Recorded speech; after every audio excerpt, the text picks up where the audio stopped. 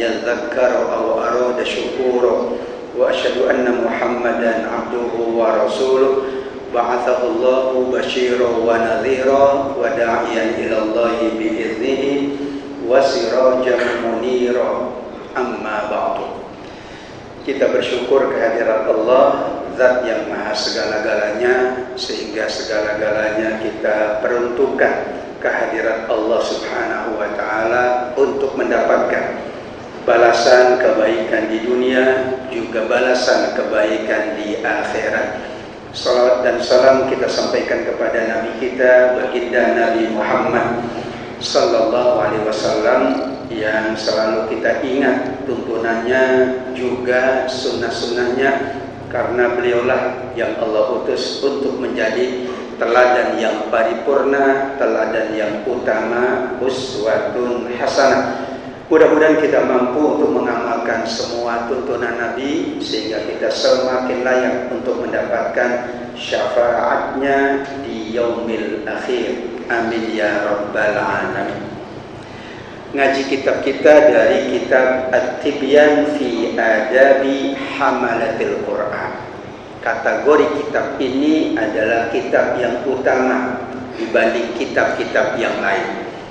Bahkan sebelum kita mengkaji kitabnya Imam Suyuti, Imam Az-Zarkashi, atau Mana Al-Khattan tentang ilmu-ilmu Al-Quran, ulumul Quran, maka seyogyanya kita sudah selesai bahas At-Tibyan fi Adabi Hamalatil Quran. Alasannya al-adab qabla al-ilmi. Adab itu lebih utama sebelum ilmu. Ilmu Al-Quran ada ulumul Quran. Kemudian sebelum ilmu-ilmu Al-Quran ada adab Al-Quran. Itulah maksud dari At-Tibyan fi Adabi Hamalatil Quran. 10 bab di dalam kitab ini yang disusun oleh Imam An-Nawawi Ad-Dimashqi, yaitu pertama tentang keutamaan membaca dan menghafal, sudah kita bahas. Yang kedua, keunggulan atau kelebihan membaca Al-Quran sekaligus pembaca. Kalau membaca berarti tidak rutin. Kalau pembaca itu sudah rutin. Kalau atlet itu sudah rutin.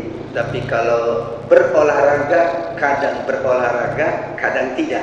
Maka dibagi dua, ada yaqra'ul Quran, membaca, kadang tidak. Kadang membacanya banyak, kadang dikit. Tapi kalau pembaca karena kerutinannya, maka disebut qari al-Quran, pembacanya. Memuliakan ahli Quran, baik yang membaca, menghafal, mengajarkan, memahami, atau menyiapkan seluruh kebutuhan Al-Quran. Misalnya lembaganya, mushafnya yang mewakafkan, dan sekian banyak kebutuhan-kebutuhan para ahli Al-Quran, dan larangan menghina mereka. Bab keempat, ada pengajar dan pelajar. Al-Quran ternyata ada dua, ada yang mengajar dan ada yang belajar.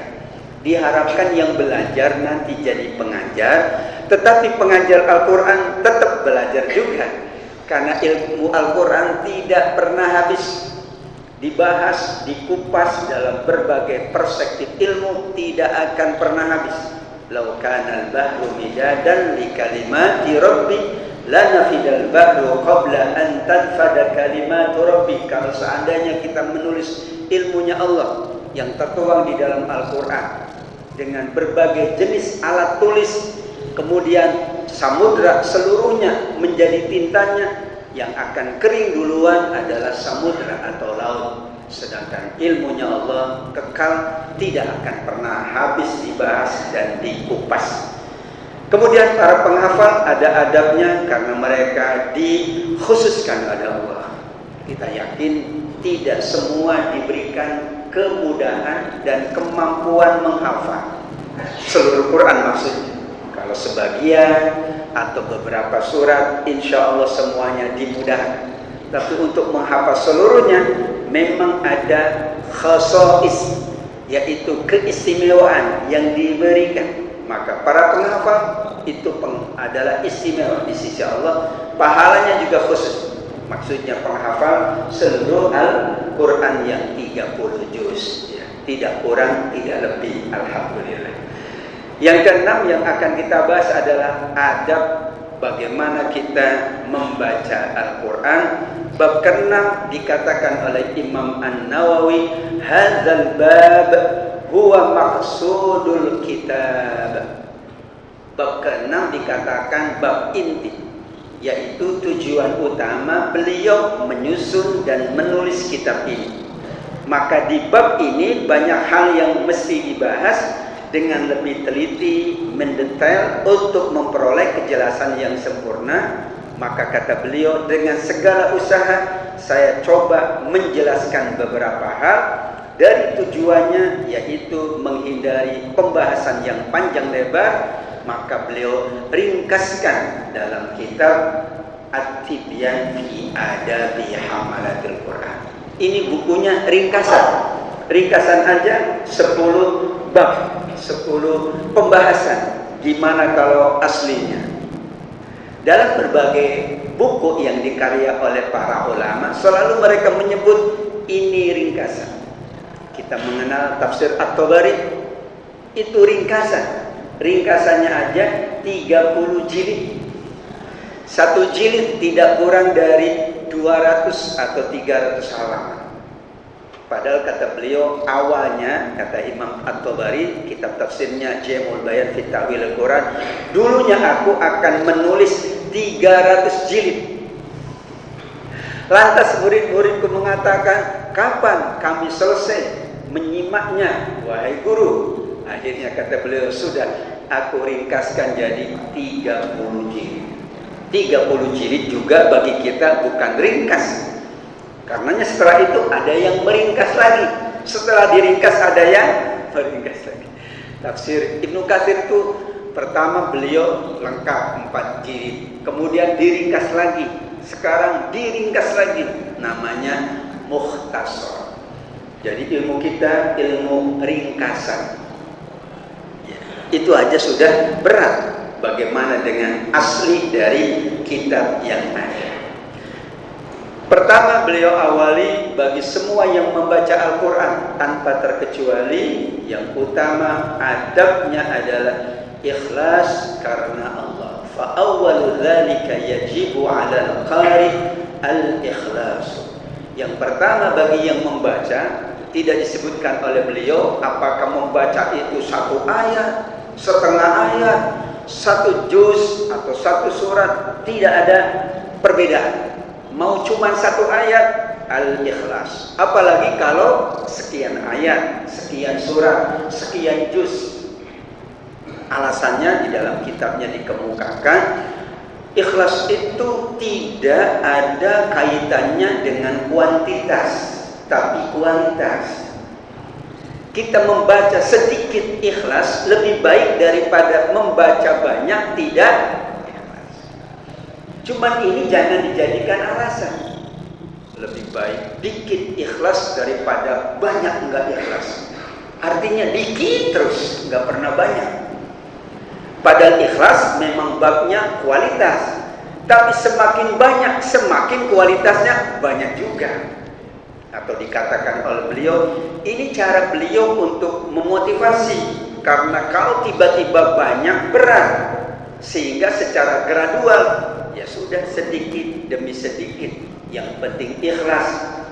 Namun bagi yang bisa banyak tentu lebih ikhlas lagi.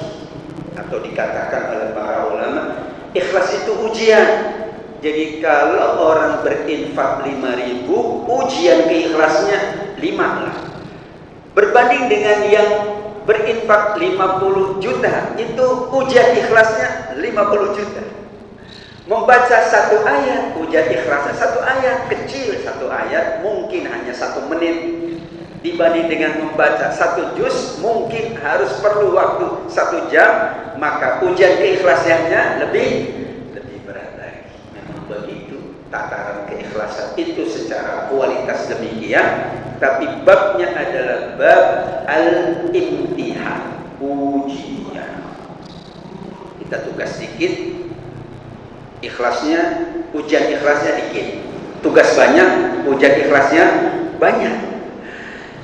Sehingga secara gradual bagi yang membaca tidak dibatasi oleh beliau apakah cuma 1 ayat, 100 ayat atau beberapa ayat. Yang penting sepatutnya yang membaca menunjukkan keikhlasannya, dibahas di bab-bab sebelumnya, yaitu merupakan menjaga adab terhadap Al-Quran. Maka secara implementasinya, praktisnya, patutlah dia menghadirkan hati. Dalam pendapat Imam An-Nawawi, ikhlas itu hudurul qalbi. Kalau hati itu hadir, itu ikhlas. Tapi kalau hatinya kemana-mana, belum ikhlas. Meskipun dia katakan nawaitu. Karena nawaitu itu, lafal niat itu adalah untuk menguatkan aja. Ada yang nawaitu hatinya masih kemana-mana. Nah, itu belum nawaitu sepenuhnya. Tapi bagus, karena nawaitu itu seperti pintu. Dia memang penghantar.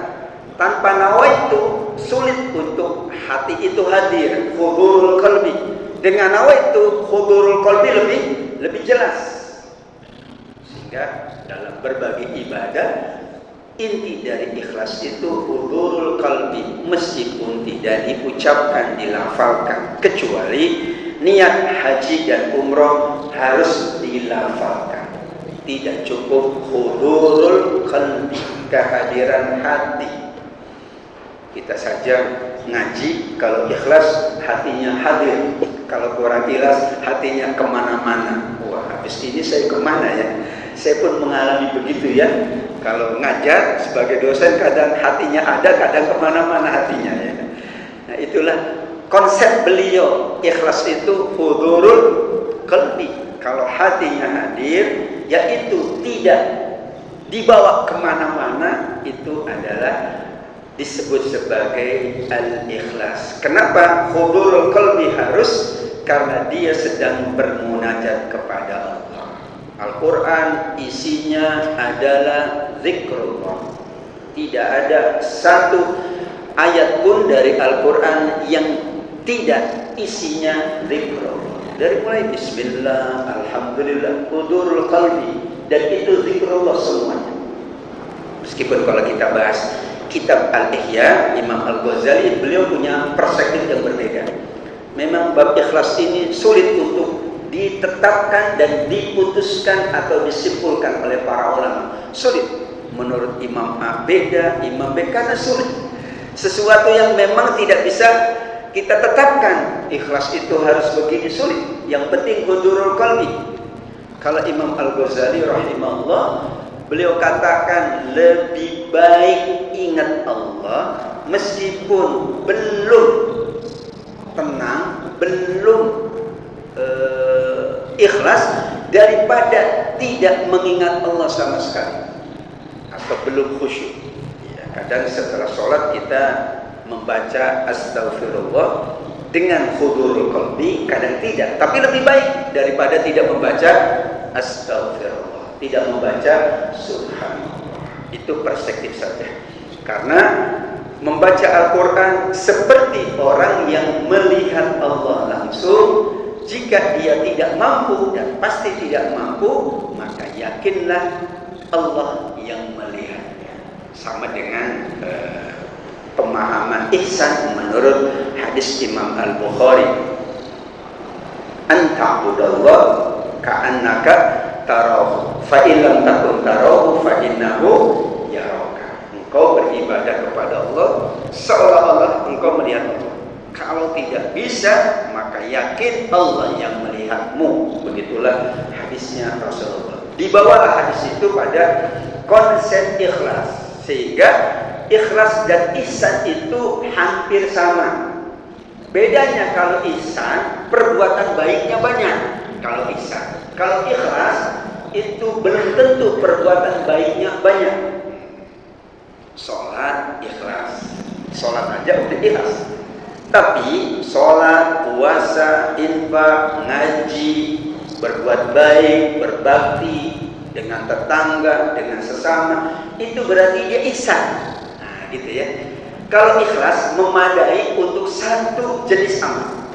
Kalau ihsan tidak cukup dengan satu jenis amal. Karena ihsan itu saking luasnya.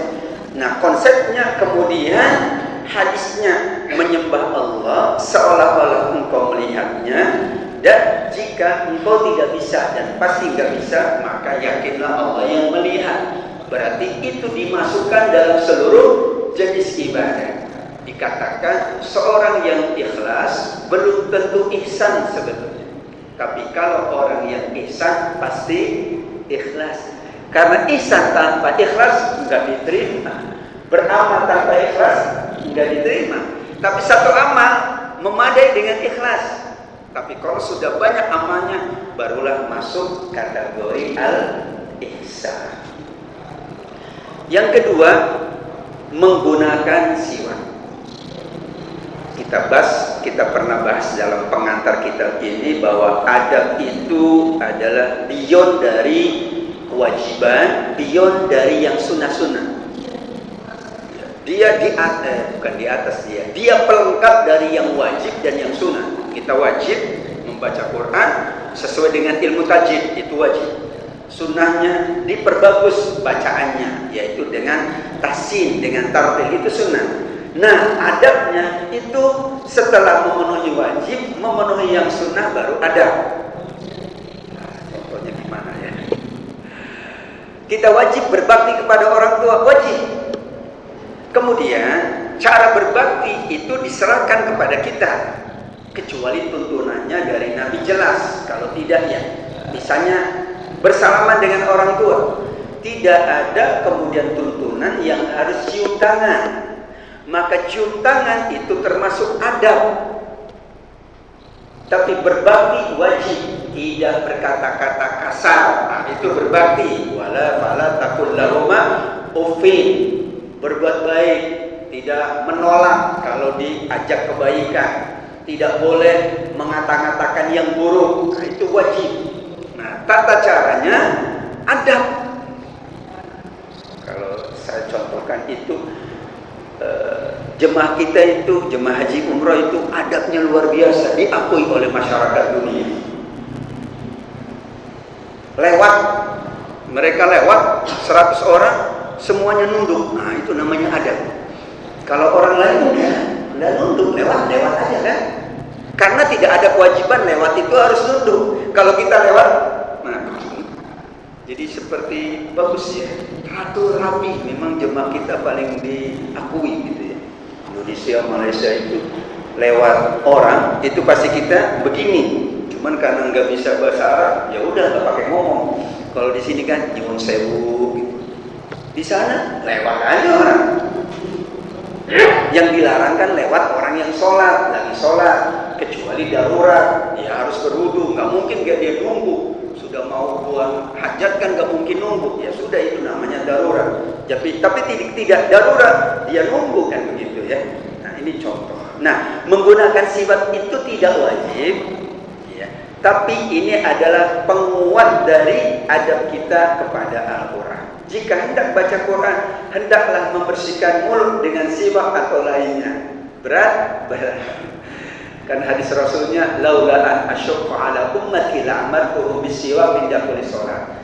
Jika tidak memberatkan, Nabi tahu bahwa itu berat, maka aku perintahkan umatku sebelum sholat membersihkan giginya, ya, atau menggunakan siwak. Bisiwak, menggunakan siwak. Yaitu kata beliau dulu siwak menggunakan kayu arak, ya, kayu yang ada di Timur Tengah lah, di padang pasir. Di kita enggak ada, ya, karena arak bukan kayu. Ini nama kayu, bukan arak yang bahasa minuman ya. Boleh juga dengan kayu yang lainnya atau dengan sesuatu yang dapat membersihkan. Nah, berarti beliau itu orang kontemporer meskipun ulama salaf. Tapi beliau memahami bahwa nanti sulit orang menggunakan siwak karena tidak ada yang jualan misalnya. Kecuali beberapa kampung sudah ada, tapi kan sulit. Kemudian juga kadang-kadang orang lebih nyaman pakai sikat gigi daripada siwak. Ini juga menjadi adab juga. Kita kalau pakai siwak kayaknya kurang nyaman, pakai sikat gigi lebih nyaman. Silakan aja. Sehingga ini diperluas oleh Imam An-Nawawi, kain kasar dan lainnya. Kemudian pengikut Imam Syafi'i mengatakan kalau tidak ada alat-alat membersihkannya, boleh pakai jari. Nah, berarti begini pakai jari, karena tidak ada kayunya, tidak ada berasnya, maka boleh pakai jari. Ada 3 pendapat menurut pengikut Syafi'i, namanya Asy-Syafi'iyah. Kalau mazhabnya Imam Syafi'i, tapi kalau pengikutnya namanya Syafi'iyah, yaitu dinisbahkan kepada Imam Syafi'i. Pendapat yang masyhur tidak mendapatkan sunnah. Jadi kalau pakai jari tidak mendapatkan sunnah. Ada yang mengatakan dapat sunnah menggunakan jari kalau tidak ada siwak atau kayu yang lain. Yang ketiga, memang mendapatkan sunnah jika tidak mendapatkan yang lain, tapi tidak boleh jika ada kayu. Ya, jadi jari itu saat tidak ditemukan alat untuk membersihkan gigi melalui siwak dan sebagainya. Bagaimana tata caranya? Nah, inilah adab. Adab itu sampai tata cara pun dirincikan oleh Imam Nawawi. Padahal sebenarnya menurut hadisnya yang penting bersiwak. Mau depan dulu, mau depan dulu, mau kiri dulu, mau kanan dulu, tidak ada masalah. Tapi adab itu adalah menambah kita penghormatan kepada Al-Quran, yaitu hendaknya bersiwak atau bersugi dari sebelah kanan mulut. Kita kalau sikat gigi kanan dulu atau kiri dulu, bebas kan? Ya, bebas sebetulnya. Tapi itulah adab itu memang rinci, detail. Ya. Sebelah kanan dulu. Salah seorang ulama berkata, hendaklah ketika bersuci menyebut Allahumma barik li fihi ya arhamar rahimin. Pernah dengar doa sikat gigi Allahumma barik li fihi? Belum pernah kan? Tuh, kan? Kalau ada. Tapi kalau kita cari hadisnya enggak ada. Sebagaimana Bapak Ibu kalau haji umroh kan kita dibekali doa-doa. Itu adab itu ya. Boleh dipakai, boleh tidak. Tapi kalau tidak dipakai, khawatir tidak pakai apa-apa. Doa bahasa Arab nggak ngerti, zikir yang lain nggak ngerti, tidak dibekali pula. Nanti bagaimana? Itu alasannya kenapa dibekali begitu ya. Kitab doa haji dan umroh. Karena kalau tidak dibekali, bingung gitu ya. Nah itu namanya ada. Siwak itu digosokkan, diutamakan pada bagian luar gigi dan dalamnya, kata Imam Mawardi pengikut Imam Syafi'i. Siwak itu digosokkan pada ujung-ujung gigi dan bagian bawah gerahamnya serta bagian atasnya dengan lembut. Maka mereka berkata, hendaklah bersiwak menggunakan siwak yang sedang, tidak terlalu kering, tidak terlalu basah. Jika terlalu kering, siwaknya dilembutkan dengan air. Tidak mengapa jika menggunakan siwak orang lain dengan izin. Ada tradisi kami di kampung, itu siwak seperti parfum ditaruh gitu kan, parfum ditaruh kan, silakan mengenakan dan letakkan kembali. Ada juga yang meletakkan siwak gitu ya.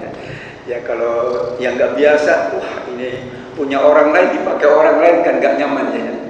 Saking perhatiannya kepada siwak, boleh menggunakan siwak orang lain manakala kalau mulutnya najis karena darah atau lainnya, maka tidak disukai baginya membaca Quran sebelum mencucinya, karena bisa jadi mungkin ada darah, maka segera dibersihkan terlebih dahulu. Jadi saking menjaga adab sampai kalau siwak punya orang lain dibolehkan. Mungkin beberapa musola di kampung itu menyiapkan siwaknya.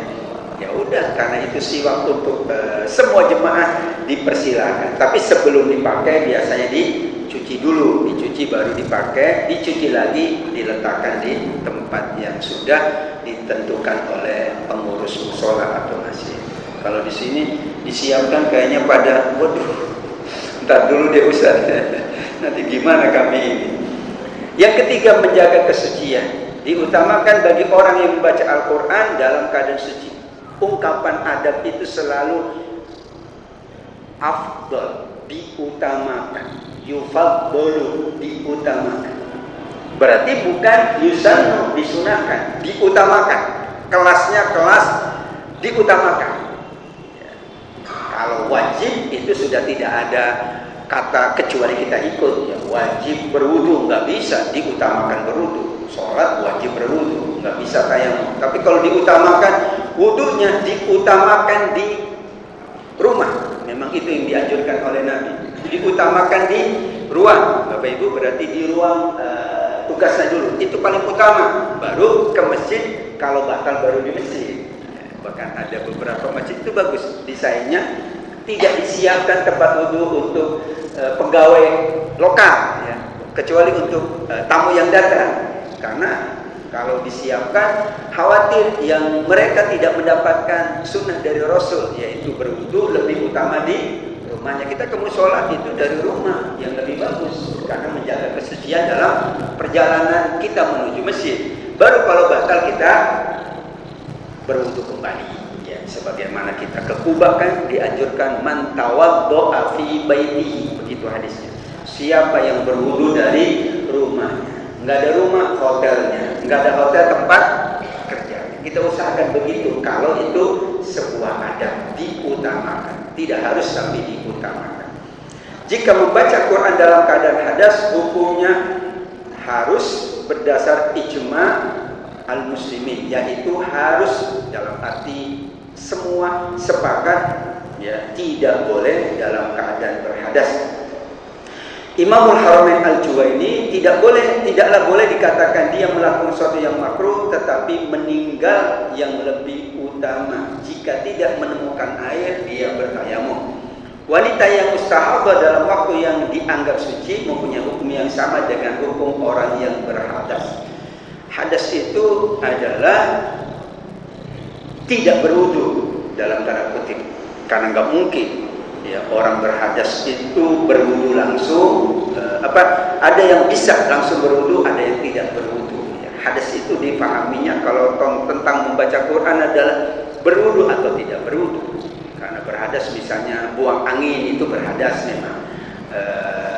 Buang hajat kecil dan besar itu berhadas. Tapi maksudnya, apakah orang itu diutamakan berwudu? Ya, maka dipahami iya, ijma al-muslimin, yaitu berwudu lebih utama dari tidak berwudu. Namun jika tidak berwudu, dibolehkan baca Al-Quran. Misalnya buang angin, sering buang angin gitu ya, dikit-dikit udah wudu, buang angin lagi, ya udah baca Quran. Karena tidak ada kesempatan dia untuk berwudu. Sementara orang yang berjunub dan wanita yang haid, maka haram. Yang junub, kalau hadasnya junub, dan wanita haid haram membaca Al-Quran. Apakah satu ayat atau kurang dari satu ayat? Keduanya diharuskan membaca Al-Quran di dalam hati, ya, tanpa mengucapkan, dan boleh memandang ke dalam mushaf. Jadi yang tidak boleh membaca dengan suara, tapi kalau membaca di dalam hati dibolehkan. Di antara alasannya, karena kalau menunggu seorang wanita suci haid, maka bisa jadi 30 hari dia tidak ada bacaan Quran di dalam hatinya. Karena dibolehkan membaca tapi di dalam hati. Atau bahasa yang lain, ada juga yang membolehkan membaca dengan hafalannya. Sambil memandang mushaf boleh, tapi saat membaca dengan hafalannya, dia membaca tidak keluar suara. Berarti yang dilarang adalah keluar suaranya. Ijma kaum muslimin mengharuskan bagi yang berjunub dan yang haid mengucapkan tasbih, tahlil, tahmid, dan takbir, atau membaca sholawat atas Nabi Sallallahu Alaihi Wasallam atau zikir yang lainnya untuk menggantikan bacaan Al-Quran.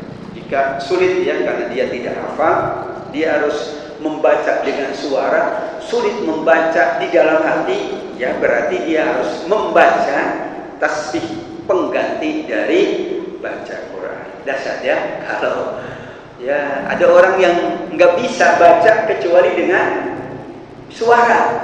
Ya, kalau dia bisa baca dalam hati aman. Kalau nggak bisa, maka diusahakan mengganti dengan kalimat-kalimat thayyibah. para sahabat kami berkata, jika orang yang berjunub dan perempuan yang haid berkata, khudhil kitaba biquwwah, sedang tujuannya adalah selain Al-Quran, maka hukumnya boleh. Nanti ada kita biasa namanya iktibas ya, kalau dalam bahasa ilmu Al-Quran. Iktibas itu kita mengucapkan setengah ayat atau beberapa ayat yang notabene sebenarnya ayat Quran, tapi kita membacanya bukan karena sedang membaca Al-Quran. Memang kita baca aja, seperti inna lillahi wa inna ilaihi raji'un.